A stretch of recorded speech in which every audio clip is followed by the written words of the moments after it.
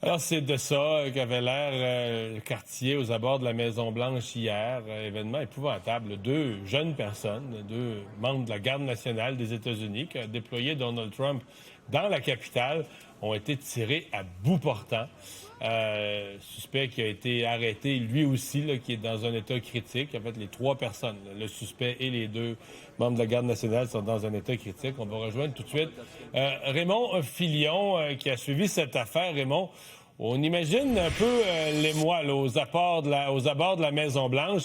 Il y a eu un point de presse ce matin des autorités pour essayer de faire le plus de lumière possible sur tout ça.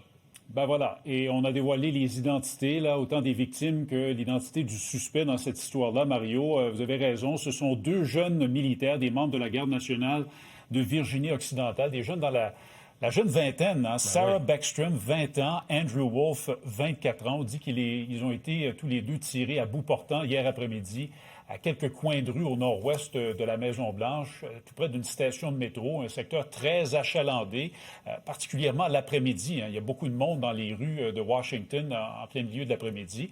Des nouvelles également au sujet de l'identité du suspect dans cette histoire-là. C'est un jeune homme de 29 ans qui habitait près de Seattle, dans l'État de Washington. Il s'appelle Ramanullah Lacwan.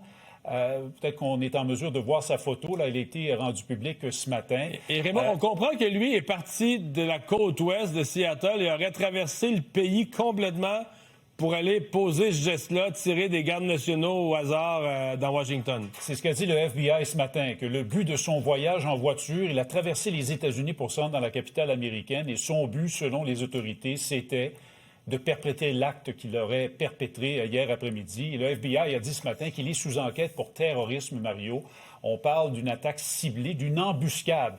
Je le disais, c'est un citoyen afghan, un homme qui a collaboré avec les autorités américaines. Il a travaillé pour le compte de la CIA durant la longue guerre en Afghanistan. Il faut savoir que il y a plusieurs de ces Afghans qui ont travaillé avec les forces étrangères, qui ont été accueillis au cours des dernières années aux États-Unis, parce que ces gens-là ont été considérés comme des traîtres par les talibans quand ils ont repris le pouvoir. Alors, ils sont devenus des cibles du régime taliban. Alors, on lui a offert donc de venir aux États-Unis, ce qu'il a fait. On dit qu'il s'est établi dans la région de Seattle, dans l'État de Washington, donc complètement dans l'ouest des États-Unis avec sa famille. Et là, Donald Trump et son équipe mettent vraiment l'accent là-dessus, sur le fait qu'il n'était pas un citoyen américain, qu'il était un étranger qui s'est établi aux États-Unis. Je vous propose d'écouter tout de suite ce qu'avait à dire ce matin la procureure du district de Columbia, donc de la ville de Washington. We should not have to live in fear in the nation's capital, especially by one who came here from a foreign country. Through a process that was so absurd that he came through and released into this country, as many were, knowing virtually nothing about his vetting. This is what happens in this country when people are allowed in who are not properly vetted. C'est un petit peu gros, Raymond, parce que ces gens parce que le Canada a eu la même chose, ces gens qu'on ramenait d'Afghanistan, ils avaient dans certains cas été des traducteurs ou des gens qui connaissaient le territoire, le terrain, parce que nos armées débarquaient là-bas, tu connais pas le lieu, tu parles pas la langue. Donc il y a des Afghans qui avaient collaboré dans certains cas pendant des années avec l'armée canadienne, l'armée américaine, les autres. Puis là, en repartant, on dit on peut pas les laisser aux mains des talibans. Tu l'as bien dit tout à l'heure, ils passent pour des traîtres. Faut leur donner l'asile chez nous. Je comprends que c'est très tragique. Je ne sais pas ce qui s'est passé dans la tête de ce gars-là, mais je trouve que c'est une drôle de lecture qu'on présente de l'ensemble des Afghans qui ont pu aider nos armées, là. Oui, parce qu'ils ont fait un travail absolument essentiel. Hein? Les forces militaires américaines, canadiennes, les Européens également, qui sont débarqués en Afghanistan durant la guerre, ne connaissaient pas le terrain, ne connaissaient pas les us et coutumes.